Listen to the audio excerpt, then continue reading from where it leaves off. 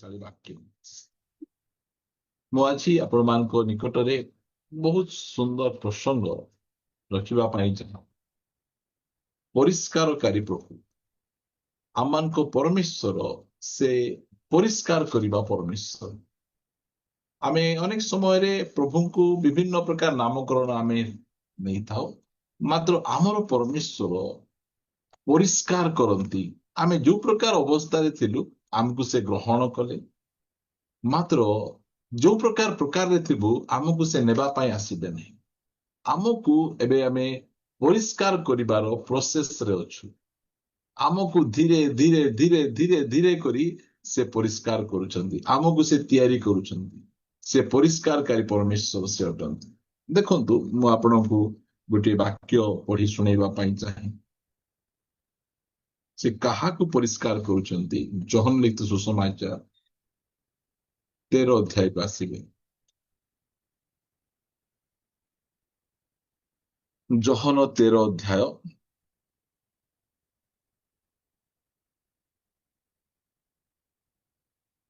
चारि पदरु पढ़िबा आमे एहा जानी से भोजन आसनरु उठी आपणार वस्त्र काढ़ी ने देई गोटे गामुछा घेनी आपना कोटी बंधन कले तत्परे से पात्र रे जल काढ़िले पुणी शिष्य मानकर पाद धोई देई आपना कोटी रे बंधा होइतिबा गामुछारे पोछिबाकू लागिले केते सुंदर एटा हूँ आमर परमेश्वर आमर परमेश्वर से आमको धोइबा पाई परिष्कार करिबा पाई तांकर इच्छा आमे जे प्रकार की धोई माझी आमे परिष्कार हेउ काहाकू से परिष्कार करूछंती काहाकू से धोउछंती यदि आमे पढ़िबा आमे एठी लेखा जाउची 13 अध्याय 1 पद निस्तार पर्व हेबा पूर्वरु जीशु एही जगतरु पितांक निकटकू आपणार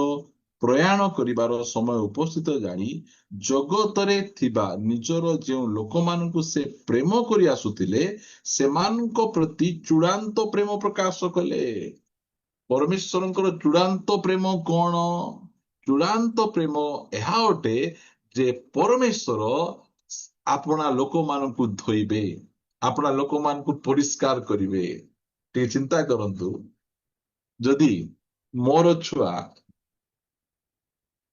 कादरे पड़ी जाइथिबो आउ से सेठी बसिकिना कांदुथिबो मते खाइबाकू दियो हेले प्रथमे मु कौन करबी मोर छुआ को फर्स्ट खाइबाकू देबी ना फास्ट ताकू से कादरू बाहर करी आनिकिना ताकू सफा सुतरा करिकिना फास्ट रखिबी अन्यर छुआ जदि पड़ी जाइथिबो से कादरे मते भोक लागुची खाइबाकू दियो हेले मु कौन करबी खाइबाकू मु देई देबी मात्र मोर निजर छुआ को मु खाइबाकू देबी नै प्रथमे कहबी जा परिष्कार है धुआ धुई है ठीक है कि ना से इटा हमर परमेश्वर जो माननको से चूड़ांत प्रेम को समस्त को परिष्कार करती नहीं से यीशु ख्रीष्ट सहित हजार हजार लोक थिले मात्र काहाकू से परिष्कार करुछंती तांकर 12 जन शिष्य को से परिष्कार करुछंती जो माननको से चूड़ांत प्रेम करुथिले सही प्रकार लोकन को से परिष्कार करुछंती हमर परमेश्वर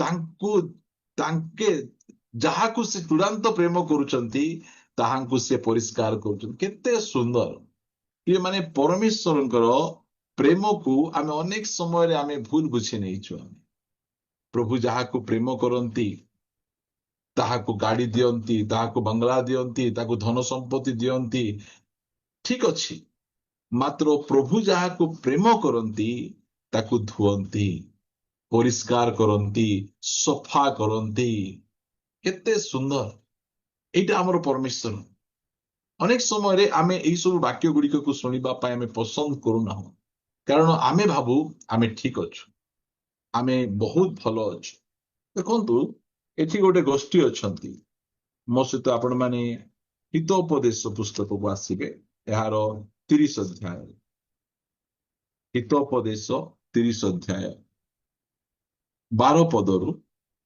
आपना दृष्टि रे निर्मल एपरी एक वंश अछि गोटे वंश एमती वंश मध्य एई जगत रे अछंती जो माने कि ନିଜେ ନିର୍ମଳ, ମୁଁ ଠିକ, ମୋ ପାଖରେ କୌଣସି ପ୍ରକାର ମନ୍ଦତା ନାହିଁ, ମୋ ପାଖରେ କୌଣସି ପାପ ନାହିଁ, ମୋ ପାଖରେ କୌଣସି ଦୋଷ ନାହିଁ, ମୁଁ ସବୁ ଠିକ, ମତେ ସୁଧରାଅ ନାହିଁ, ମତେ ପରିଷ୍କାର କରିବା କଥା କୁହ ନାହିଁ, ମୁଁ ପରଫେକ୍ଟ, ମୁଁ ଭଲ ଅଛି। ଏମିତି ବଂଶ ମଧ୍ୟ ଲୋକ ଅଛନ୍ତି। ଆପଣ ସେ ବଂଶରୁ ନାହାନ୍ତି ତ? ମୁଁ ଖରା ବଂଶର ଲୋକ। ଆପଣ ମାନେ କୋଉ ବଂଶର ଲୋକ? ନିର୍ମଳ ବଂଶର ଲୋକ କି ଆପଣ ମାନେ? ଏମିତି ବଂଶ ମିଶା ଲୋକ ଅଛନ୍ତି। ମତେ କିଛି କହନା, ଆମର ପିଲାମାନେ ଠିକ, ଆମେ ଠିକ, ଆମର ବଂଶ ଠିକ, ତମର ବଂଶ ଭଲ ନାହିଁ। ଯେତେବେଳେ ସ୍ୱାମୀ ସ୍ତ୍ରୀ ଗଣ୍ଡଗୋଳ ଲାଗିବେ, ତୁମ ବଂଶ କିଛି ଭଲ ନାହିଁ, ତୁମ ବଂଶ ଦୁଷ୍ଟ ବଂଶ, ତୁମ ବଂଶ ଅମୁକ ବଂଶ ବୋଲେ ସେ ସ୍ୱାମୀ ଯାକ ତୋର ବଂଶ ସେମିତି, ଅମୁକ ବଂଶ ସେମିତି, ଆମ ବଂଶରେ କେହି ମଧ୍ୟ ଖରାପ ଲୋକ ନାହାନ୍ତି। ଏଇ ପ୍ରକାର ଷ୍ଟୋରି ଗୁଡିକ ଚାଲିଥିବ। ଏମିତି ବଂଶରେ ଆମେ ହେବା କଥା ନୁହେଁ। ଏମିତି ବଂଶର ଲୋକମାନେ ଅଛନ୍ତି ଯେ ଆପଣା ଦୃଷ୍ଟିରେ ନିର୍ମଳ। ଦେଖନ୍ତୁ, ଦୁଇ ପ୍ରକାର ମିରର ଥିବ, ଦର୍ପଣ ଦୁଇ ପ୍ରକାର। ଗୋଟେ ଦର୍ପଣ ଗାଡିରେ ଲାଗିଥିବ। ଆପଣ ମାନେ କୁହନ୍ତୁ, ଯୋଉ ଗାଡିରେ ଯୋଉ ଦର୍ପଣ ଲାଗିଥିବ, ସେ ଦର୍ପଣ କଣ ପାଇଁ ଲାଗିଥିବ? କାହାକୁ ଦେଖିବା ପାଇଁ ସେ ଗାଡିର ଦର୍ପଣ ଲାଗିଥିବ? ନିଜକୁ ଦେଖିବା ପାଇଁ ନା ଅନ୍ୟମାନଙ୍କୁ ଦେଖିବା ପାଇଁ? ଗାଡିରେ ଯୋଉ ଦର୍ପଣ ଲାଗିଥିବ, କାହା ପାଇଁ ଲାଗିଥିବ? କଣ ପାଇଁ ଲାଗିଥିବ? ମାନଙ୍କୁ ଦେଖିବା ଅନ୍ୟମାନଙ୍କୁ ଦେଖିବା ପାଇଁ। ଆଉ ବାଥରୁମରେ ଯୋଉ ଦର୍ପଣ ଥିବ, ସେ ଦର୍ପଣ କଣ ପାଇଁ ଥିବ? ନିଜେ ଦେଖିବା ପାଇଁ। ହଁ, ହେଲେ ଆମ ପାଖରେ କୋଉ ଦର୍ପଣ ଅଛି? ହୁଁ, ସେ ଭଲ ନାହିଁ, ସେ ଭଲ ନାହିଁ, ସେ ଭଲ ନାହିଁ, ସମସ୍ତେ ଖରାପ। ଭଲ କେ? ମୁଁ ଆକା। ହୁଁ, ମୁଁ ଆକା ଭଲ। ଆମେ ଏମିତି ଦର୍ପଣ ଯାହା ବ୍ୟବହାର ଆମେ କରିଥାଉ। ଆମେ ଏ ଦର୍ପଣ ଠିକ ନୁହେଁ। ଲୋକଙ୍କର ଦୋଷ, ଲୋକଙ୍କ ଦୁର୍ବଳତା ହିଁ ଦେଖା ଯାଉଥିବ। ଆମର ଝିଅ ପାଞ୍ଚଟା ପୁଅ ସାଙ୍ଗେ କଥା ହଉଥିବ, ଆମେ ଜାଣିନଥିବୁ ମୋ ଝିଅ ପରି ଭଲ ଝିଅ ଦୁନିଆରେ କେହି ନଥିବେ ବୋଲି ଭାବୁଥିବୁ। ମାତ୍ର ଅନ୍ୟର ଝିଅ କାହାକୁ ଦେଖିକିନା ସେ ଟିକେ ହସି ଦେଇଛି ବୋଲି ସେ ଝିଅ ସେମିତି, ସେ ଝିଅ ସେମିତି, ଆମେ ସେମିତି ଆମେ କରିଥାଉ। ଆମେ ଏଇଟା ଅସୁବିଧା। ପ୍ରିୟମାନେ, ଆମେ ନିଜକୁ ଦେଖିବାର ଅଛି। ଆମେ କେମିତି ଅଛୁ, ଆମର ଜୀବନ କେମିତି ଅଛି, ଆମର ପୁଅ ଝିଅ ମାନେ କେମିତି ଅଛନ୍ତି। ଆମେ କଣ କରୁ? ଅନ୍ୟକୁ ଦେଖୁ। ସେ ବଂଶ ଦେଖନ୍ତୁ, ଏଠି କଣ? ଆପଣା ଦୃଷ୍ଟିରେ ନିର୍ମଳ ଏପରି ଏକ ବଂଶ ଅଛି, ତଥାପି ସେମାନେ ଆପଣା ଆପଣା ମଳିନତାରୁ ଧୌତ ହୋଇନାହାନ୍ତି। ହଁ, ଏବେ ଅଛି କି ନାହିଁ? ଚାଲୁଣି ଛୁଞ୍ଚିକୁ କହୁଛି, ତୋର ଗୋଟେ କଣା ଅଛି ଲୋ ବୋଲି କହୁଛି। ଦେଖିଲା ବେଳେ ଚାଲୁଣିକୁ କେତେଟା କଣା ଅଛି ସେ ଗୁଣି ପାରୁନଥିବ। ଏମିତି ପରିସ୍ଥିତି ଆମ ମାନଙ୍କର ହୋଇଯାଏ। ସେ ଧୌତ ହେଇନାହିଁ, ମାତ୍ର ମୁଁ ଠିକ ଅଛି, ମୁଁ ପରିଷ୍କାର ଅଛି, ମୁଁ ଭଲ ଅଛି। ଟିକେ ମାନେ ଆମର ପରମେଶ୍ୱର ସମସ୍ତଙ୍କୁ ପରିଷ୍କାର କରିବେନି। ଯିଏ କହିବ ମତେ ପରିଷ୍କାର କର, ମତେ ଧୁଅ ପ୍ରଭୁ, ମତେ ପରିଷ୍କାର କର, ମୁଁ ସଫା ହେବାକୁ ଚାହୁଁଛି, ସେମିତି ଲୋକଙ୍କୁ ସେ ପରିଷ୍କାର କରିବେ। ପରମେଶ୍ୱର ର ପରିଷ୍କାର କରିବାଟା ମାନେ କଣ? ତାର ଚୂଡାନ୍ତ ପ୍ରେମ। ଏଇ ଚୂଡାନ୍ତ ପ୍ରେମ ସେ ଆପଣା ଲୋକମାନଙ୍କୁ, ନିଜ ଶିଷ୍ୟ ମାନଙ୍କୁ ଦେଖାଉଛନ୍ତି। ଆଉ କହୁଛନ୍ତି ପ୍ରଭୁ, କହୁଛନ୍ତି ମୁଁ ତୁମର ପାଦ ଧୋଇଦେବି। ଭାବି ଦେଖନ୍ତୁ, ଆମକୁ ପରିଷ୍କାର କରିବା ଲୋକ କିଏ? ଟିକେ ଚିନ୍ତା କରନ୍ତୁ। ଆମ ଜୀବନରେ ଥିବା ସବୁ ପ୍ରକାର ମନ୍ଦତାକୁ ଦେଖିବା ଲୋକ। ମୁଁ ମୋର ଜୀବନରେ ଥିବା ଭୁଲକୁ ଦେଖିପାରିବି ନାହିଁ, ମାତ୍ର ସେ ମୋ ଜୀବନରେ ଥିବା ପ୍ରତ୍ୟେକ ଭୁଲକୁ ଦେଖନ୍ତି, ଆଉ ଗୋଟି ଗୋଟି କରି ସେ ପରିଷ୍କାର କରନ୍ତି, ପରିଷ୍କାର କରନ୍ତି, ପରିଷ୍କାର କରନ୍ତି। ମୁଁ ଆପଣଙ୍କୁ କହିବା ପାଇଁ ଚାହେଁ, ଏବେ ମନେକର ଆମେ ମାର୍କେଟକୁ ଗଲୁ, ଆମେ ମାର୍କେଟକୁ ଯାଇ ଆମେ କଣ କଲୁ? ଗୋଟେ କେଜି ଟମାଟୋ କିଣିକି ନା ଆଣିଲୁ। ଗୋଟେ କେଜି ଟମାଟୋ କିଣିକି ଆଣିଲା ପରେ ସେ କେଜିରେ ମନେକର 12ଟା ଖଣ୍ଡେ ଟମାଟୋ ଅଛି। ଆଉ ସେ 12ଟା ଟମାଟୋ ଯୋଉ ଅଛି ସେ ଭିତରୁ ଗୋଟେ ଟମାଟୋ ଖରାପ ଅଛି, ପୁଚକା ଅଛି। ଆପଣ ମାନେ ମତେ କୁହନ୍ତୁ, ଏଇ ଯୋଉ 11ଟା ଟମାଟୋ ଭଲ ଅଛି, ଏଇ ଯୋଉ 11ଟା ଟମାଟୋ ଆଣ୍ଠୁ ଭାଙ୍ଗି ପ୍ରାର୍ଥନା କରିବେ, ଉପବାସ କରିବେ 3-4 ଦିନ, ତାପରେ ସେ ପୁଚକା ଟମାଟୋକୁ ଠିକ କରିପାରିବେ କି ନାହିଁ? କିଏ କହିବେ? ସେ ପୁଚକା ଟମାଟୋ ଭଲ ହେଇପାରିବ କି ନାହିଁ? ନାଇଁ, ଫୁଚକା ଟମାଟୋ ଭଲ ହେଇପାରିବ ନାହିଁ। ଭଲ ହେଇପାରିବ ନାହିଁ, ନାଇଁ କି? ଯେତେ ପ୍ରାର୍ଥନା କଲେ, ଯେତେ ଯୋଉଟା କଲେ ମଧ୍ୟ ସେ ପୁଚକା ଟମାଟୋ ଭଲ ହେଇପାରିବ ନାହିଁ। ହେଲେ ଏଇ ପୁଚକା ଟମାଟୋ ପ୍ରାର୍ଥନା କରିବ ନାହିଁ କି ଉପବାସ କରିବ ନାହିଁ, ସେ 11ଟା ଟମାଟୋକୁ ଇଏ ଖରାପ କରିବାର ଶକ୍ତି ଅଛି କି ଆର?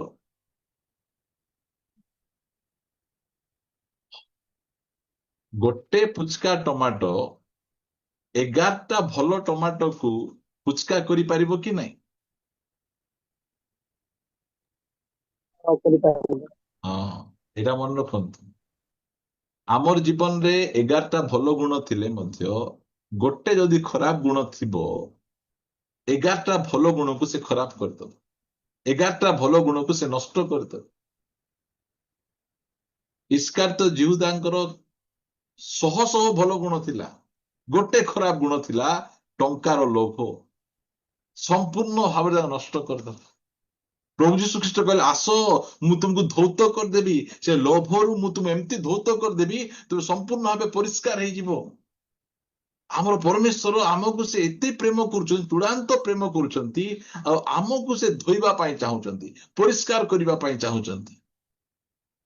ମାତ୍ର ଏମିତି କେତେ ଲୋକ ଅଛନ୍ତି, ଆମକୁ ପରିଷ୍କାର କରିବା ଦରକାର ନାହିଁ, ଆମକୁ ବାଇବଲ ଶିକ୍ଷା ଦରକାର ନାହିଁ, ଆମକୁ କିଏ ଶିଖେଇବା ଦରକାର ନାହିଁ, ଆମେ ସବୁ ଜାଣିଛୁ।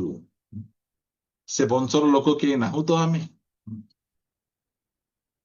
କେତେ ଜଣ ଚର୍ଚ୍ଚରେ ଆଇଲେ ଏମିତି କରିଥିବେ, ଏମିତି ବସିଥିବେ, ବାକ୍ୟ ପ୍ରଚାର କଲେ ମଧ୍ୟ ବାକ୍ୟ ଫିଟେଇବେ ନାହିଁ। ତୁ କଣ ଆଜିର ପିଲା ଆମକୁ ଶିଖେଇବୁ? ତୁ ଆମ ମୁଣ୍ଡର ବାଳ ପାଚି ଗଲାଣି, ତତେ ଆମେ ଶିଖେଇ ପାରିବୁନି ବୋଲି କହୁଥିବେ, ମାତ୍ର ଇଆଡେ ପାନ ଖାଇବାରେ ଛାଡି ପାରୁନଥିବେ। ଭୟଙ୍କର ଖାଉଥିବେ, ଘରେ ପାନ ଡବା ଥିବ ସେମାନଙ୍କ, ଆମେ ଦୋକାନରେ ପାନ ଖାଉନୁ ମ, ଆମେ ଘରେ ପାନ ଭାଙ୍ଗି ଆମେ ଖାଉ। ମୁଁ ବେଶୀ ପାନ ଖାଏ ନାହିଁ, ମୁଁ ଭାତ ଖାଇଲା ପରେ ଗୋଟେ ପାନ ଖାଏ, ଏମିତି। ମାତ୍ର ବାଇବଲ ଚର୍ଚ୍ଚରେ କି ଗର୍ବ! ଏ ପିଲାମାନେ ଆମକୁ କଣ ଶିଖେଇବେ? ସେଠୁ ଧୌତ ହେଇପାରୁନାହାନ୍ତି ଲୋକ। ଛୋଟିଆ ଛୋଟିଆ ବିଷୟ ଗୁଡିକ ରହିଯାଇଛି। ପାନ ଖାଇବା ଲୋକ ହସି ମଧ୍ୟ ପାରିବେ କି? ଏମିତି ହସିବେ କାହିଁକି? ଦୁଷୁଥିବ ସବୁ ଯାକ ତାଙ୍କର ପିଲା ପିଲା ଦାନ୍ତ। ମାନେ ଧୌତ, ପରମେଶ୍ୱର ଆମକୁ ସେ ଧୌତ କରିବା ପାଇଁ ଚାହୁଁଛନ୍ତି। ଧୌତ ହେବାଟା ମାନେ କଣ? ତାଙ୍କର ଚୂଡାନ୍ତ ପ୍ରେମ। ସେ ଯୋଉମାନଙ୍କୁ ଚୂଡାନ୍ତ ପ୍ରେମ କରନ୍ତି, ସେହି ପ୍ରକାର ଲୋକମାନଙ୍କୁ ଧୌତ କରନ୍ତି, ପରିଷ୍କାର କରନ୍ତି। ଏଠି ଦେଖନ୍ତୁ, ଦାଉଦଙ୍କର ପ୍ରାର୍ଥନା ଟିକେ ଦେଖନ୍ତୁ। ଗୀତ ସଂହିତା 139ରେ ସେ ଗୋଟେ ପ୍ରାର୍ଥନା କରୁଛନ୍ତି 23 ପଦରେ, ହେ ପରମେଶ୍ୱର, ମୋହର ଅନୁସନ୍ଧାନ କର ଓ ମୋ ଅନ୍ତଃକରଣର ପରିଚୟ ନିଅ, ମତେ ପରୀକ୍ଷା କର ଓ ମୋର ସଂକଳ ସବୁ ଜ୍ଞାତ ହୁଅ, ଆଉ ମୋ ଅନ୍ତରରେ, ମୋର ହୃଦୟରେ ଦୁଷ୍ଟତାର କୌଣସି ମାର୍ଗ ଅଛି କି ନାହିଁ ଏହା ଦେଖ, ପୁଣି ଅନନ୍ତ ପଥରେ ମତେ କଢେଇ ନିଅ। କେତେ ସ୍ପିରିଚୁଆଲ ପ୍ରାର୍ଥନା! ପ୍ରଭୁ ମତେ ଟିକେ ପରୀକ୍ଷା କର ପ୍ରଭୁ, ମୁଁ ତ ଭଲ ଦେଖା ଯାଉଛି, ମାତ୍ର ମୋର ଭିତରେ କିଛି ଦୁଷ୍ଟତାର ମାର୍ଗ ଅଛି କି, କିଛି ଗୋଟେ ଭୁଲ ରହିଯାଇଛି କି?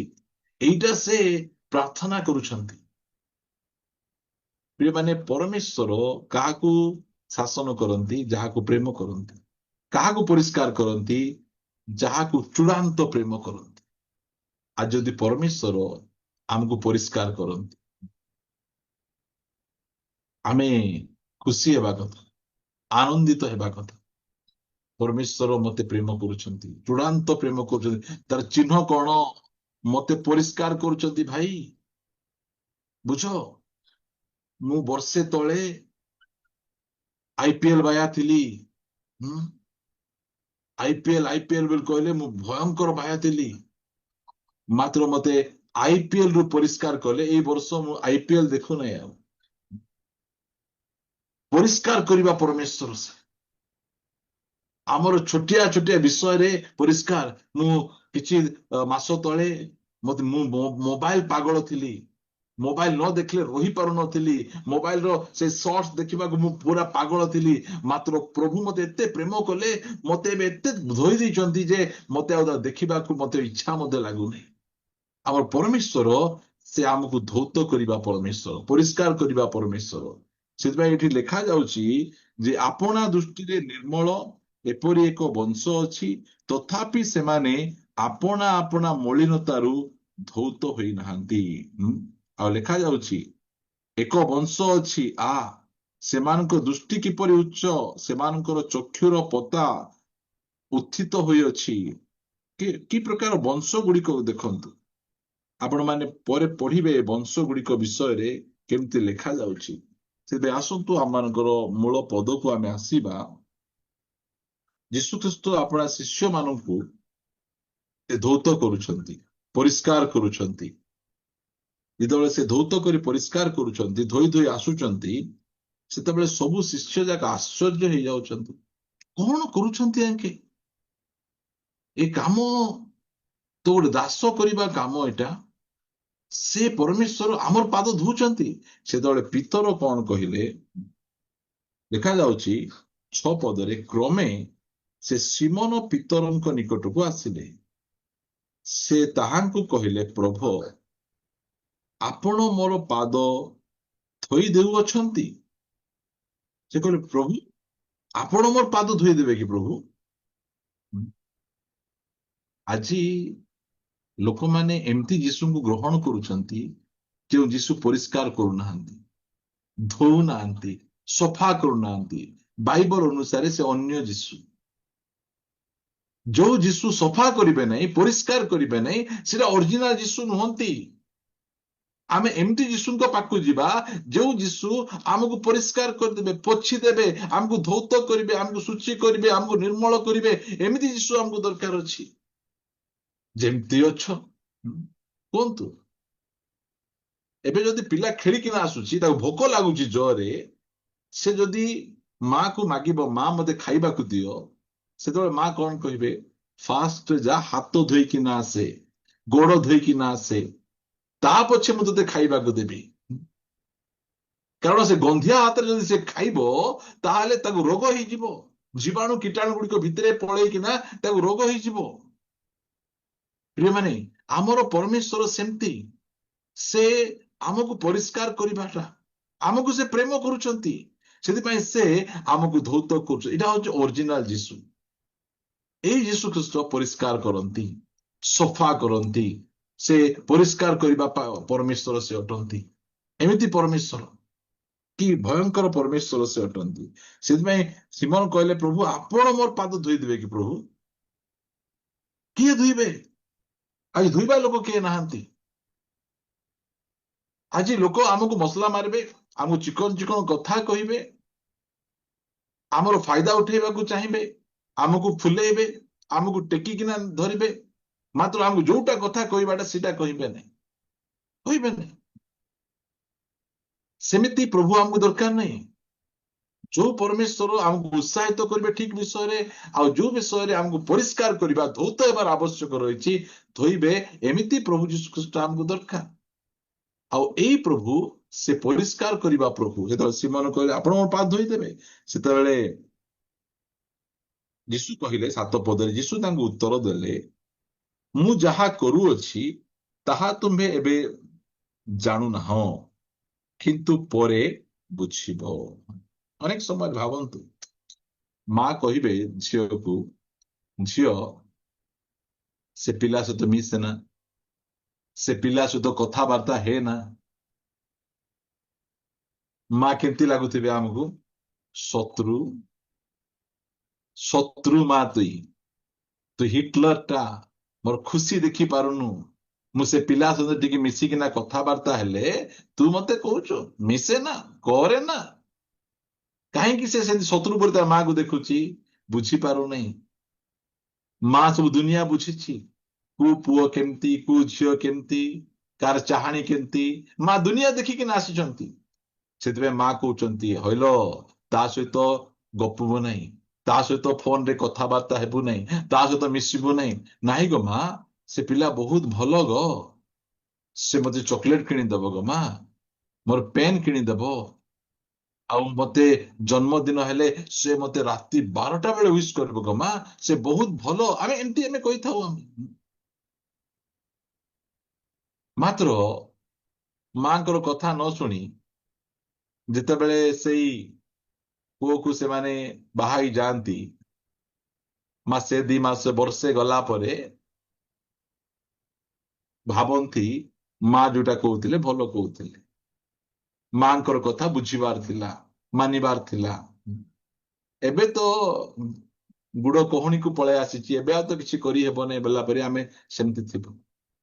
ଆମର ପ୍ରଭୁ ଯୋଉ ଯୋଉ କଥା କରୁଥିଲେ ଆମେ ବର୍ତ୍ତମାନ ବୁଝି ନ ପାରିଲେ ମଧ୍ୟ ଭବିଷ୍ୟତରେ ଆମେ ଜାଣିବା ଯେ ଏଇ ଯୋଉ କଥା ପ୍ରଭୁ ଆମକୁ କହିଛନ୍ତି, ଯୋଉଟା ମାନିବାକୁ ଆମକୁ କହିଛନ୍ତି, ସେଇଟା ବହୁତ ଭଲ, ବହୁତ ଉତ୍ତମ। ସେଥିପାଇଁ ପିତର ବୁଝିପାରିଲେ ନାହିଁ। ପ୍ରଭୁ ଆପଣ ମୋର ଗୋଡ ଧୋଇବେ କି? ନାଇଁ ନାଇଁ ନାଇଁ ପ୍ରଭୁ, ତୁମେ ମତେ ଧୁଅ ନାହିଁ ପ୍ରଭୁ, ମତେ ପରିଷ୍କାର କର ନାହିଁ ପ୍ରଭୁ। ସେତେବେଳେ କହିଲେ ପିତର, ତୁମେ ଏବେ ବୁଝିପାରୁନ, ପରେ ତୁମେ କଣ କରିବ ବୁଝିବ। ସେତେବେଳେ ପିତର କଣ କହୁଛନ୍ତି? ପିତର ତାହାଙ୍କୁ କହିଲେ, ଆପଣ କଦାପି କେବେ ହେଁ ମୋହର ପାଦ ଧୋଇଦେବେ ନାହିଁ। ଦେଖନ୍ତୁ, ନାଇଁ ଚାନ୍ସ ନାଇଁ, ଆପଣ ମୋର ପାଦ ଧୋଇବାକୁ ହେବ ନାହିଁ, ଆପଣ ମତେ ପରିଷ୍କାର କରିବାକୁ ହେବ ନାହିଁ। ଏମିତି ଅନେକ ଜଣ ଅଛନ୍ତି, ଧୋଇ ଦେଇ ବେଳେ ଧୋଉ ନଥିବେ। ସେତେବେଳେ ଯୀଶୁ ତାଙ୍କୁ ଉତ୍ତର ଦେଲେ, ଯଦି ମୁଁ ତୁମକୁ ଧୌତ ନ କରେ ତାହେଲେ ମୋ ସହିତ ତୁମର କୌଣସି ଅଂଶ ନାହିଁ। ଛିଡିଗଲା। ଯଦି ମୁଁ ତୁମକୁ ଧୋଇବି ନାହିଁ, ପରିଷ୍କାର କରିବି ନାହିଁ, ତାହେଲେ ତୁମେ ଚର୍ଚ୍ଚରେ ବସିପାରିବ, ତୁମେ ପାଳକ ହେଇପାରିବ, ତୁମେ ପ୍ରଭୁ ଭୋଜ ଖାଇପାରିବ, ତୁମେ ବର୍ଷିପ ଲିଡ୍ କରିପାରିବ, ଏସବୁ କରିପାରିବ। ମାତ୍ର ତୁମର ମୋର ଆଉ କିଛି ଅଂଶ ନଥିବ, ତୁମର ମୋର ଆଉ କିଛି ସମ୍ପର୍କ ନଥିବ। ଆଜି ଏମିତି ଅନେକ ଜଣ ଅଛନ୍ତି ଯୋଉମାନେ କି ପ୍ରଭୁଙ୍କ ଦ୍ଵାରା ପରିଷ୍କୃତ ହେବାକୁ ଇଚ୍ଛା କରନ୍ତି ନାହିଁ। ପ୍ରଭୁ ଆପଣ ମତେ ଧୁଅନ୍ତୁ ନାହିଁ। ଯୀଶୁ ଖ୍ରୀଷ୍ଟ ସିଧାସଳଖ କହିଦେଲେ, ଯଦି ମୁଁ ତୁମକୁ ଧୋଇବି ନାହିଁ ତାହେଲେ ତୁମ ସହିତ ମୋର କୌଣସି ଅଂଶ ନାହିଁ, କିଛି ଅଂଶ ନାହିଁ, ତୁମର ସହିତ ମୋର କିଛି ଲେନ ଦେନ ଆକା ନାହିଁ। ଦେଖନ୍ତୁ, ପ୍ରଭୁଙ୍କ ସହିତ ଆମର ଅଂଶ କେତେବେଳେ ହେବ? ଯେତେବେଳେ କି ଆମେ କହିବୁ ପ୍ରଭୁ ମତେ ଧୌତ କର, ମତେ ପରିଷ୍କାର କର, ମତେ ଠିକ କର, ଶୁଚି କର, ପବିତ୍ର କର, ନିର୍ମଳ କର। ସେତେବେଳେ ଯୀଶୁଙ୍କ ସହିତ ଆମର ଅଂଶ ରହିପାରିବ। ଆଜି ଲୋକ ସମସ୍ତେ ସବୁ ଚାହୁଁଛନ୍ତି, ମାତ୍ର ଧୌତ ହେବାକୁ ଚାହୁଁନାହାନ୍ତି। ଯେତେବେଳେ ପିତରକୁ ଏଇ କଥା କହିଦେଲେ, ପିତରଙ୍କର ମୁଣ୍ଡ ଝାଇଁ ଗଲା। ଏମିତି କି ପ୍ରଭୁ? ତାହେଲେ ସେ କଣ କହିଲେ? ଧୌତ ନ କରେ ତେବେ ତାହାର କୌଣସି ଅଂଶ ନାହିଁ। ଯେତେବେଳେ ସାଙ୍ଗେ ସାଙ୍ଗେ ସିମୋନ ପିତର କଣ କହିଲେ? ସିମୋନ ପିତର ତାଙ୍କୁ ଉତ୍ତର ଦେଲେ, ପ୍ରଭୁ କେବଳ ମୋର ପାଦ ନୁହେଁ, ମାତ୍ର ମୋର ହସ୍ତ ଆଉ ମସ୍ତକ ମଧ୍ୟ। କେତେ ସୁନ୍ଦର! ଯଦି ତୁମର ସହିତ ମୋର ସମ୍ପର୍କ ନାହିଁ ବୋଲି କହୁଛ, ମତେ ଧୋଇଲେ ହିଁ ତୁମର ସହିତ ମୋର ସମ୍ପର୍କ ଅଛି, ତାହେଲେ କାହିଁକି ପ୍ରଭୁ ଖାଲି ପାଦ ଆକା ଧୋଇବ? ମୋର ଏ ଠୁ ଜେଡ୍ ଧୁଅ, ମୋର ସବୁ ଧୁଅ। ଏମିତି କୋଉଟା ମଧ୍ୟ ମୋର ଗନ୍ଧିଆ ନ ରୁହ, ଏମିତି କୋଉଟା ମୋର ମଇଳା ନ, ସବୁ ବିଷୟକୁ ତୁମେ ଧୋଇବାକୁ ପଡିବ, ସବୁ ବିଷୟକୁ ପରିଷ୍କାର କରିବାକୁ ପଡିବ। ଯୋଉମାନେ ଆଜି ଆମେ ଧୌତ ହେବାକୁ ପ୍ରସ୍ତୁତ ଅଛୁ କି? आज प्रभु को आम कही परिबा प्रभु मते तुम्हें धुओ मते तुम्हें परिष्कार करो जे माने आमर परमेश्वर सेमती परमेश्वर आज अनेक जन जीशुଙ୍କ सहित नाहांती मंडली रे अछंती संस्था रे अछंती जूम रे अछंती मात्र जीशुଙ୍କ सहित नाहांती कारण जीशु धोइबा कहले से बॉयफ्रेंड सहित कहीं मिसिकिना अच्छु प्रभु सीधा सड़क कहले मात्र आमे धोइत हेबाक प्रस्तुत ए तू ता सहित कहीं संपर्क रखिचु से आमको सीधा सड़क धोइबा कथा कहले मात्र आमे प्रभुंकर से धोइबा कथा को आमे ग्रहण कलु नहीं प्रिय माने प्रभु जो आमको धोइबे बोली कहले आमे धौत हो जिबार अछि जदि प्रभु आमको धोइबा पई चाहउचंती आमे धोइ हेबा पई आमे इच्छा करूना ताले प्रभुंक सहित आमर किसी अंश नहीं मंडली रे बड़ पद रही पारे जूम रे आमे बड़ पद रही पारू आमे ख्रिस्टियन समाज रे उच्च पद रही पारू मात्र प्रभु कहउचन जदि मु तुमको धौत न करे ताले तुम सहित मोर किछि अंश नहीं पितर कहले प्रभु कहीं पाद आका प्रभु मोर हाथ आउरी गोड़ मध्य धोई पका प्रिय माने आमर परमेश्वर परिष्कार करिबा परमेश्वर केमती से परिष्कार करती पद आम पढ़ा केतला कथा कही मु आज सभा रखा चाहे मो सहित आपण मैंने फिटेबे एफिसियो पुस्तक केमती परिष्कार करती धौत करती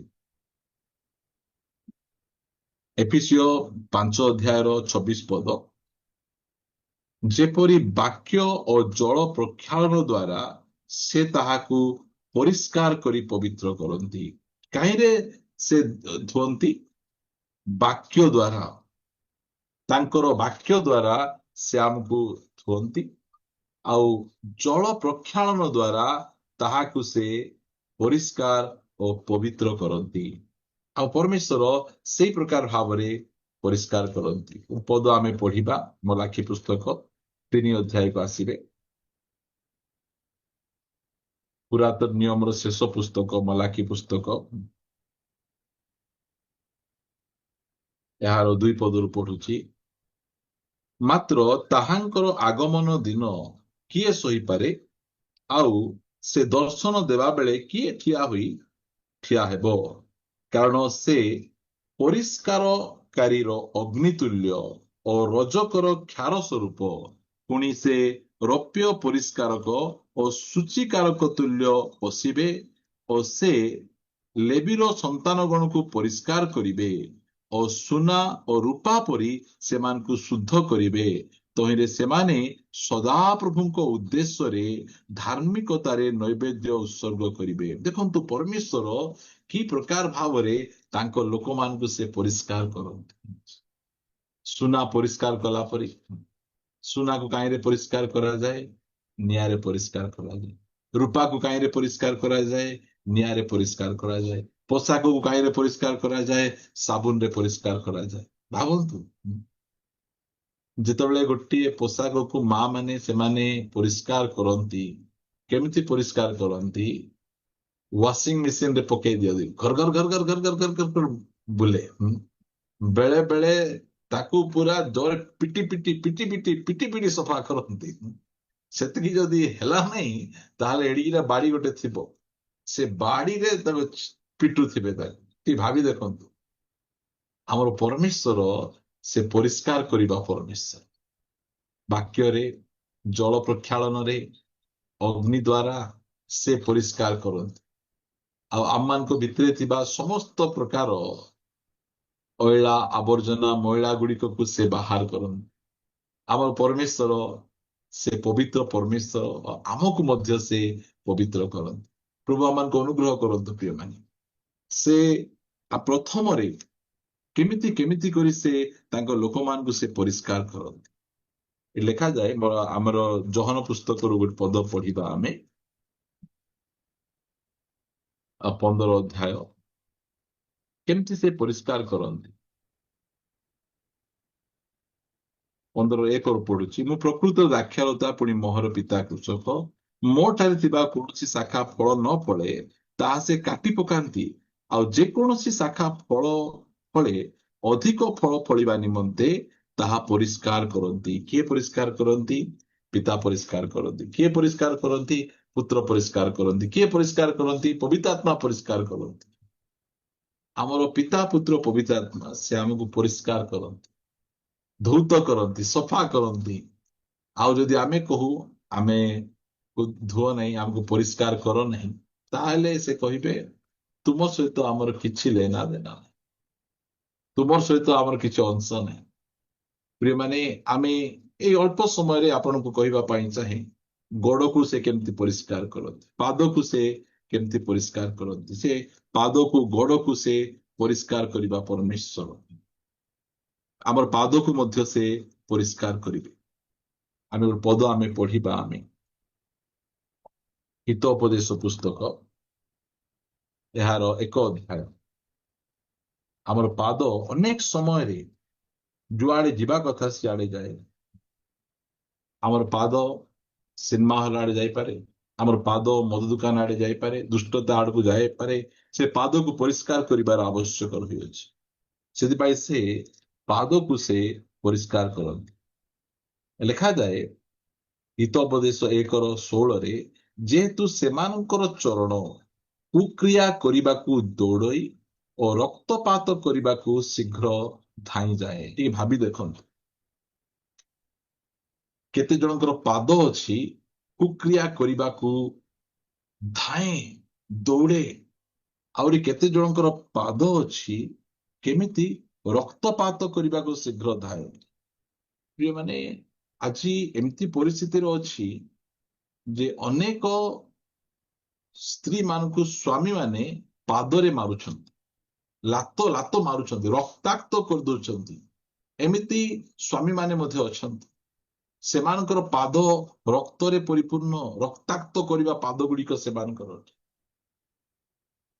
କୁକ୍ରିୟା କରିବା ପାଇଁ, ଦୁଷ୍ଟତା କରିବା ପାଇଁ ଲୋକମାନେ ଧାଇଁ ବୁଲନ୍ତି। ସେମାନେ, ପ୍ରଭୁ ଆମମାନଙ୍କୁ ଏଇ ପ୍ରକାର ପାଦ ଆଗରେ ଆମର ଥିଲା, ଆଉ ସେ କହୁଛନ୍ତି ଆସ ମୁଁ ତୁମର ପାଦକୁ ଧୋଇଦେବି।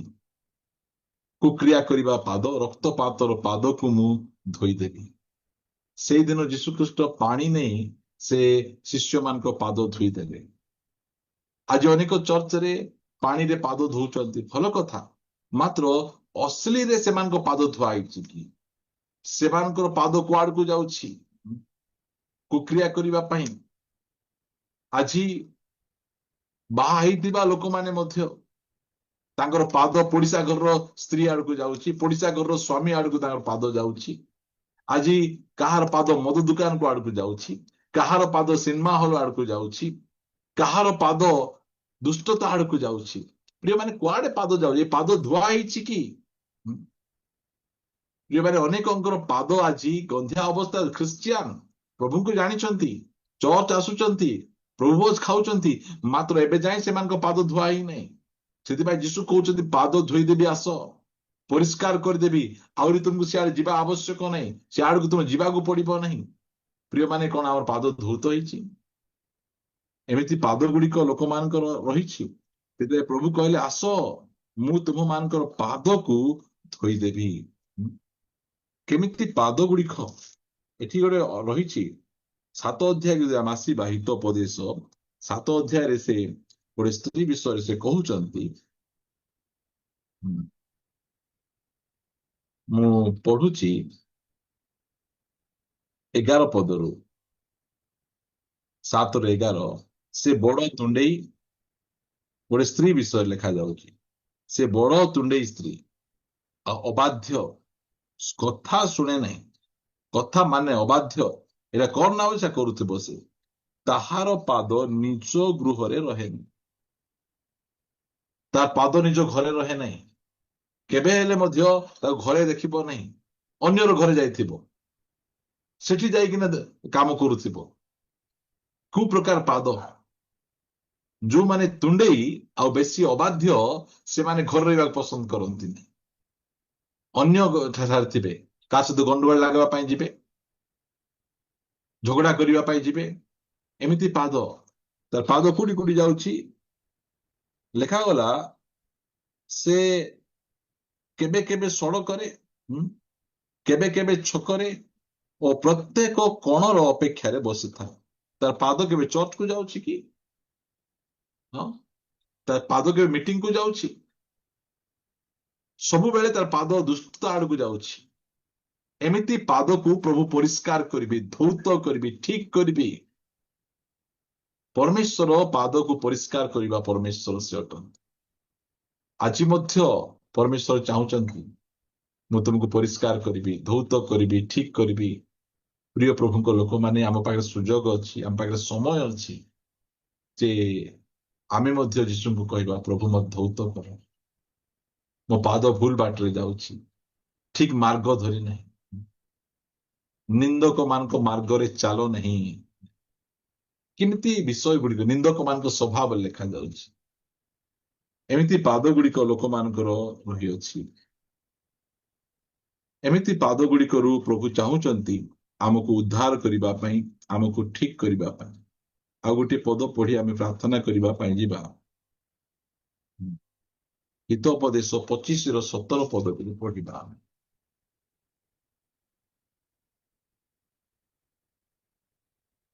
25:17 ଲେଖାଗଲା, ତୁମ୍ଭର ପାଦ ତୁମ୍ଭ ପ୍ରତିବାସୀର ଗୃହରେ କ୍ୱଚିତ ପଡୁ। ଟିକେ ଭାବି ଦେଖନ୍ତୁ, କଣ ଲେଖାଯାଉଛି? ତୁମର ପାଦକୁ ଟିକେ ତୁମେ ସୁଧରାଅ। ଟିକେକୁ ତାଙ୍କ ଘରେ, ଟିକେକୁ ତାଙ୍କ ଘରେ, ସକାଳେ ତାଙ୍କ ଘରେ, ଦିନ ବେଳେ ତାଙ୍କ ଘରେ, ସନ୍ଧ୍ୟାରେ ତାଙ୍କ ଘରେ। ଖାଲି ସେ ଘରେ କେବେ ରହେ ନାହିଁ। ସବୁବେଳେ ସେ ତାଙ୍କର ପ୍ରତିବାସୀର, କୁଆଡେ ଗଲା ଝିଅ, କୁଆଡେ ଗଲା ପୁଅ, ନାଇଁ ତାଙ୍କ ଘରେ ଯାଇଛି, ତାଙ୍କ ଘରେ ଯାଇଛି, ତାଙ୍କ ଘରେ। କଣ ପାଇଁ ସେ ପାଦକୁ ଲୋକ ଘରେ ନଉଛ? ସେ ପାଦ ସିଆଡେ କଣ ପାଇଁ ଯାଉଛି? ସେମାନେ କେତେ ବିରକ୍ତ ହଉଥିବେ ନା। ଲେଖା ଯାଉଛି ଯେ ତୁମ୍ଭର ପାଦ ତୁମ ପ୍ରତିବାସୀ ଗୃହରେ କ୍ୱଚିତ ପଡୁ, ନହେଲେ ତୁମ ବିଷୟରେ କ୍ଳାନ୍ତ ହୋଇ ସେ ତୁମକୁ ଘୃଣା କରିବେ। ତାକୁ ଟିକେ ବୁଦ୍ଧି ଜ୍ଞାନ ନାହିଁ ନା କଣ? ଯେତେବେଳେ ଦେଖିଲେ ମଧ୍ୟ ଜଳଖିଆ ଖାଇଲା ବେଳେ ପଳେଇ ଆସୁଛି, ଚା ପିଇଲା ବେଳେ ପଳେଇ ଆସୁଛି। ଆମେ କଣ ଶୋଇବୁ ନାହିଁ କି? ଆମେ କଣ କଥାବାର୍ତ୍ତା ହେବୁ ନାହିଁ କି? ଆମେ କୁଆଡେ ଯିବୁ ନାହିଁ କି? ସବୁବେଳେ କଣ ଆର ପାଦ ଇଆଡେ ପଡୁଛି। ପ୍ରିୟ ମାନେ, ଆମର ପାଦ ଧୋଇବାର ଅଛି। ପ୍ରଭୁ ମୋର ପାଦ କେମିତି ଧୋଇ ଦିଅ ପ୍ରଭୁ, ମୋର ପାଦ ତୁମର ଘରେ ଥାଉ। ସେ ଲେଖା ହେଲା, ତୁମର ଚରଣ ସାବଧାନରେ ସଦା ପ୍ରଭୁ ଗୃହରେ ପଡୁ। ଆମର ଘର ଚରଣ ପ୍ରଭୁଙ୍କର ଗୃହରେ ଥିବାର ଅଛି। ମାତ୍ର ଆମର ଘର ତା ଚରଣରେ, ଛକରେ, କଣରେ, କୁକ୍ରିୟା କରିବାରେ ଏଇ ପାଦ ଗୁଡିକକୁ ପରମେଶ୍ୱର ଧୌତ କରିବା ପାଇଁ ଚାହୁଁଛନ୍ତି, ପରିଷ୍କାର କରିବା ପାଇଁ ଚାହୁଁଛନ୍ତି। ପ୍ରିୟ ପ୍ରଭୁଙ୍କ ଲୋକମାନେ, କଣ ଆମର ଚରଣ ଆଜି ଶୁଚି ଅଛି କି? ପବିତ୍ର ଅଛି କି? ଠିକ ଅଛି କି? ଆମମାନଙ୍କର ଚରଣକୁ ପ୍ରଭୁ ଚାହୁଁଛନ୍ତି ମୁଁ ଧୋଇବି, ମୁଁ ପରିଷ୍କାର କରିବି। ବହୁତ ବିଷୟକୁ ସେ ଚରଣକୁ ବି ଧୋଇବେ, ଆମର ହାତକୁ ବି ଧୋଇବେ, ଆମର ହୃଦୟକୁ ଧୋଇବେ, ଆମର ମନକୁ ଧୋଇବେ, ଆମର ଆଖିକୁ ଧୋଇବେ, ଆମର ଚିନ୍ତା ଭାବନା ସବୁକୁ ଧୋଇବା ପରମେଶ୍ୱର। ସେ କାହାକୁ ପରିଷ୍କାର କରନ୍ତି, କାହାକୁ ଧୌତ କରନ୍ତି? ଯୋଉମାନେ କୁ ସେ ପ୍ରେମ କରନ୍ତି। ପ୍ରିୟମାନେ, ଏଇ ଜାଗାରେ ମୁଁ ଆସି ଆପଣ ମାନଙ୍କୁ ଶୁଆଇଲା ପରି ବାକ୍ୟ ମୁଁ କେବେ କହି ନାହିଁ, କି କେବେ ବି କହିବି ମଧ୍ୟ ନାହିଁ। କାରଣ ଯୋଉ ଜୁମ୍ ମିଟିଂକୁ ଆମେ ଯାଉଛୁ, ସେଠର ବିଶ୍ୱାସୀ ଭାଇ ଭଉଣୀ ମାନଙ୍କୁ ଆମେ ପ୍ରେମ କରୁଛୁ। ଆଉ ସେମାନେ ଯେମିତିକି ପରିଷ୍କୃତ ହେବେ, ସେମାନେ ଯେ ପ୍ରକାର କି ଧୌତ ହେବେ, କହିବେ ଆଜ୍ଞା ଆପଣଙ୍କର ବାକ୍ୟ ଶୁଣିଲା ପରେ ମୁଁ ଟିକେ ଆତ୍ମିକ ହେଲି, ମୁଁ ଟିକେ ପବିତ୍ର ହେଲି, ମୁଁ ଟିକେ ପାପ କରିବାଟା ଛାଡିଲି। ଏଇ ସାକ୍ଷ୍ୟ ଗୁଡିକ ରହିବାର ଆବଶ୍ୟକ ରହିଛି। ଆମ ପାରିବାରିକ ଅଶାନ୍ତି ଦୂର ହେଲା, ମୁଁ ଜବାବ ଦେବାଟା ଛାଡିଲି। ଆମମାନଙ୍କର ଏଇ ପ୍ରକାର ସାକ୍ଷ୍ୟ ରହିବାର ଅଛି। ଏଇଟା ହଉଛି ସେ ପରମେଶ୍ୱରଙ୍କର ବାକ୍ୟ। ଆମମାନଙ୍କର ଚରଣ ପ୍ରତିବାସୀର ଗୃହରେ କ୍ୱଚିତ ପଡୁ। ଆମେ ଟିକେକୁ ଫୋନ କରୁଥିବୁ, ଆମେ ଆଜି ତ ଚରଣ ପଡୁନାହିଁ, ଟିକେକୁ ଫୋନ, ଟିକେକୁ ଫୋନ, ଟିକେକୁ ଫୋନ ଆମେ କରୁଥିବୁ। ଆମେ ସେ ମତେ ବିରକ୍ତ ହେଇଯାଉଥିବ, କେତେ ବାରମ୍ବାର ଫୋନ କରୁଛି, ତାର ଫୋନ ଉଠଉନଥିବ। ତା ଆମର ଚରଣଟା କ୍ୱଚିତ ଆମମାନଙ୍କ ପ୍ରତିବାସୀର ଗୃହରେ ପଡେ। ଆମର ଚରଣକୁ ଧୌତ କରିବାର ଅଛି। ବାଇବଲ କହେ ଯେ ଯୋଉମାନେ ଶୁଭ ବିଷୟର ସମାଚାର ଆଣନ୍ତି, ସେମାନଙ୍କର ଚରଣ ପର୍ବତ ଗଣ ଉପରେ କିପରି ଶୋଭାଯୁକ୍ତ। ଆମର ଚରଣ ପର୍ବତ ଗୁଣ ଉପରେ ଶୋଭାଯୁକ୍ତ ହେଉ, ତାହେଲେ ପ୍ରଭୁଙ୍କୁ କହିବାର ଅଛି, ପ୍ରଭୁ ମୋ ଚରଣକୁ ଧୋଇଦିଅ, ପ୍ରଭୁ ମୋ ଚରଣକୁ ପରିଷ୍କାର କରିଦିଅ, ମୋ ଚରଣକୁ ପବିତ୍ର କରିଦିଅ, ଶୁଚି କରିଦିଅ। ଆଜି ମଧ୍ୟ ଯୀଶୁଖ୍ରୀଷ୍ଟ ଚାହୁଁଛନ୍ତି। ହଁ, ତୋର ଗୋଡ ଟେଢା ମେଢା ପଡୁଛି, ଉଲ୍ଟା ବାଟକୁ ଯାଉଛୁ, କୁ ରାସ୍ତାକୁ ଯାଉଛୁ, ତୋ ସଂକୀର୍ଣ୍ଣ ରାସ୍ତାରେ ଯିବାର ଥିଲା, ପ୍ରଶସ୍ତ ରାସ୍ତାରେ ଚାଲୁଛୁ। ପ୍ରଭୁ ମୁଁ ଯେତେ ଚେଷ୍ଟା କଲେ ମଧ୍ୟ ସଂକୀର୍ଣ୍ଣ ରାସ୍ତାରେ ଯାଇପାରୁନାହିଁ, ହେଲେ ମୁଁ ତୋ ଚରଣକୁ ଧୋଇଦେବି, ଶୁଚି କରିଦେବି, ଠିକ କରିଦେବି। ଆଜି ପରମେଶ୍ୱର ଆମର ଚରଣକୁ ଧୋଇବା ପାଇଁ ଚାହୁଁଛନ୍ତି, ଆମର ଚାଲିଚଳନକୁ ସୁଧରାଇବା ପାଇଁ ଚାହୁଁଛନ୍ତି, ଆମର ଗତିକୁ ବଦଳାଇବା ପାଇଁ ଚାହୁଁଛନ୍ତି। ସେଥିପାଇଁ ସେଇଦିନ ଶିଷ୍ୟମାନଙ୍କୁ ଚୂଡାନ୍ତ ପ୍ରେମ ପ୍ରକାଶ କରି କହିଲେ, ମୁଁ ତୁମମାନଙ୍କର ଚରଣକୁ ଧୌତ କରିବି, ପରିଷ୍କାର କରିବି। ଆସନ୍ତୁ ମୋର ପ୍ରିୟମାନେ, ଆମେ ଆମମାନଙ୍କର ହୃଦୟକୁ ସବୁ ବିଷୟକୁ ଆମେ ପ୍ରଭୁଙ୍କ ଆଡକୁ ବଢେଇଦେବା, ଆମର ହାତକୁ ବଢେଇଦେବା, ଆମ ହୃଦୟକୁ ବଢେଇଦେବା। ପ୍ରଭୁ ଆଜି ଧୋଇଦିଅ, ପ୍ରଭୁ ଧୋଇଦିଅ, ମୋ ଜୀବନରେ ଥିବା ଅସୁସ୍ଥତା ବାହାର କରିଦିଅ, ମଳିନତାକୁ ବାହାର କରିଦିଅ, ମୋ ଜୀବନରେ ଥିବା ସମସ୍ତ ପ୍ରକାର ମନ୍ଦତାକୁ ତୁମେ ବାହାର କରିଦିଅ। ମତେ ଆଜି ଧୁଅ, ତୁମର ଜଳ ଦ୍ଵାରା ଧୁଅ, ତୁମ ବାକ୍ୟ ଦ୍ଵାରା ଧୁଅ, ତୁମ ଆତ୍ମାଙ୍କ ଦ୍ଵାରା ଧୁଅ, ତୁମ ଦାସ ମାନଙ୍କର ଦ୍ଵାରା ଧୁଅ। ପ୍ରିୟମାନେ ଆସନ୍ତୁ ଆମେ ପରମେଶ୍ୱରଙ୍କର ଚରଣ ତଳକୁ ଯିବା। ଆଜି ମଧ୍ୟ ଆମର ପ୍ରଭୁ ସେ ପାଣି ଧରି ଅପେକ୍ଷାରେ ଅଛନ୍ତି, ଯୋଉମାନଙ୍କୁ ସେ ଚୂଡାନ୍ତ ପ୍ରେମ କରୁଛନ୍ତି ସେମାନଙ୍କୁ ଧୋଇବା ପାଇଁ। ଆମେ କହିପାରିବା କି, ପ୍ରଭୁ ମୁଁ ବୁଝିପାରୁଛି ତୁମେ ମତେ ଚୂଡାନ୍ତ ପ୍ରେମ କରୁଛ, ସେଥିପାଇଁ ମତେ ଆଜି ଧୋଇବାକୁ ଚାହୁଁଛ। ଆସନ୍ତୁ ଆମମାନଙ୍କର ଧୌତକାରୀ ପରମେଶ୍ୱର, ପରିଷ୍କାର କରି ପରମେଶ୍ୱର ତାଙ୍କ ନିକଟକୁ ଯିବା, ଆଉ ସେ ଆମକୁ ଏଇ ପ୍ରକାର ପରିଷ୍କାର କରିବେ। ଆମ ପାଖରେ କୌଣସି ପ୍ରକାର ମଳିନତା ନଥିବ, ଅସୁସ୍ଥତା ନଥିବ, ତାଙ୍କର ସାବୁନରେ ଏଇ ପ୍ରକାର ଭାବରେ ସେ ଆମମାନଙ୍କୁ ଧୋଇ ପକେଇବେ। ସ୍ୱର୍ଗୀୟ ପିତା, ମୁଁ ତୁମକୁ ଧନ୍ୟବାଦ ଦଉଛି, ପ୍ରଶଂସା କରୁଛି, ଗୌରବ କରୁଛି। ତୁମେ ଆମକୁ ଧୋଇବା ପରମେଶ୍ୱର, ପରିଷ୍କାର କରିବା ପରମେଶ୍ୱର, ଆମମାନଙ୍କର ମଳିନତାରୁ ଆମମାନଙ୍କୁ ବାହାର କରିବା ପରମେଶ୍ୱର ତୁମେ ଅଟ। ସେଥିପାଇଁ ମୁଁ ତୁମର ଗୌରବ ଉପରେ ଗୌରବ, ମହିମା ଉପରେ ମହିମା, ତୁମ ନାମର ସ୍ତୁତି ବନ୍ଦନା କରୁଛି। କାରଣ ତୁମେ ଆମକୁ ନ ଧୋଇଲେ କିଏ ଆମକୁ ଧୋଇବ? ପ୍ରଭୁ ପ୍ରଭୁ ଆପଣା ଦୃଷ୍ଟିରେ ନିର୍ମଳ ବଂଶ ଆମେ ହେବା ପାଇଁ ଚାହୁଁନାହୁଁ। ଆମେ ପ୍ରଭୁ ତୁମ ଦୃଷ୍ଟିରେ ନିର୍ମଳ ହେବା ପାଇଁ ଚାହୁଁ। ତୁମେ ଆମକୁ ସାର୍ଟିଫିକେଟ ଦିଅ, ତୁମେ ଆମକୁ ପ୍ରଭୁ ପ୍ରମାଣ ପତ୍ର ଦିଅ। ଆମେ ପ୍ରାର୍ଥନା କରୁଛୁ ରାଜା, ଆଜି ଆମର ହାତ ମନ୍ଦତାରେ ପରିପୂର୍ଣ୍ଣ, ଲାଞ୍ଚରେ ପରିପୂର୍ଣ୍ଣ, ରକ୍ତପାତରେ ପରିପୂର୍ଣ୍ଣ। ଏଇ ହାତରେ ଆମେ ମୋବାଇଲ ଧରି ଧରି ଏ ହାତ ବ୍ୟଭିଚାରରେ ପରିପୂର୍ଣ୍ଣ ହେଇଯାଇଛି। ଆମର ହାତକୁ ତୁମେ ଧୋଇ ଦିଅ, ଆମର ଚକ୍ଷୁକୁ ଧୋଇ ଦିଅ ପ୍ରଭୁ, ଆମର କର୍ଣ୍ଣକୁ ଧୋଇ ଦିଅ, ଆମର ମୁଖକୁ ତୁମେ ଧୋଇ ଦିଅ। ଓ ପ୍ରଭୁ ପ୍ରତ୍ୟେକ ବିଷୟକୁ ଧୋଇବା ପରମେଶ୍ୱର ତୁମେ। Hallelujah, thank you Lord, thank you Lord, thank you Lord. ପ୍ରଭୁ ତୁମେ ଧୌତକାରୀ ପରମେଶ୍ୱର, ପ୍ରଭୁ ତୁମେ ନ ଧୋଇଲେ ଆମେ ଠିକ ହେଇପାରିବୁ ନାହିଁ। ପ୍ରଭୁ ଆମ ଜୀବନର ପ୍ରତ୍ୟେକ ବିଷୟକୁ ତୁମେ ଧୋଇ ଶୁଚି ପବିତ୍ର କରି ପରିଷ୍କାର କର, ଏହା ମୁଁ ପ୍ରାର୍ଥନା କରୁଛି ରାଜା। ହେ ମହାନ ସର୍ବଶକ୍ତିମାନ ପିତା, ତୁମ ନାମର ଗୌରବ ପ୍ରଶଂସା ହେଉ। ତୁମେ ଆମମାନଙ୍କୁ ପ୍ରଭୁ ଏତେ ପ୍ରେମ କରୁଛ ଯେ ତୁମେ ଆମମାନଙ୍କୁ ଆଜି ପୁନର୍ବାର ଧୋଇବା ପାଇଁ ଇଚ୍ଛା କର। ପ୍ରଭୁ ମୋ ଜୀବନରେ ମଧ୍ୟ ଅନେକ ମଳିନତା ଅଛି, ସେ ସବୁରୁ ପ୍ରଭୁ ମତେ ପରିଷ୍କାର କରି ତୁମେ ଗୌରବ ପାଅ। ପ୍ରଭୁ ଜିହୋବା ରାଫା ସେବା କାର୍ଯ୍ୟ ପାଇଁ ଧନ୍ୟବାଦ, ଜଡ଼ିତ ହେଇଥିବା ତୁମ ଦାସ ଦାସୀ ଭାଇ ଭଉଣୀ ପାଇଁ ଧନ୍ୟବାଦ, ଟେକ୍ନିକାଲ ଟିମ୍ ପାଇଁ। ହଁ ପ୍ରଭୁ ପ୍ରତ୍ୟେକ ଜଣକୁ ତୁମ ଚରଣତଳେ ଦଉଛି, ସମସ୍ତଙ୍କୁ ତୁମେ ଆଶୀର୍ବାଦ କର। ସପ୍ତାହ ବ୍ୟାପୀ କାର୍ଯ୍ୟକ୍ରମ ଚାଲିଛି, ଅନେକ ତୁମ ଦାସ ମାନେ ଆସି ବାକ୍ୟ ଦଉଛନ୍ତି, ସମସ୍ତଙ୍କୁ ବ୍ୟବହାର କରି ଗୌରବ ପ୍ରାର୍ଥନା ପ୍ରିୟ ପ୍ରଭୁ ଯୀଶୁ ନାମରେ ମାଗୁଛୁ, ଆମେନ୍।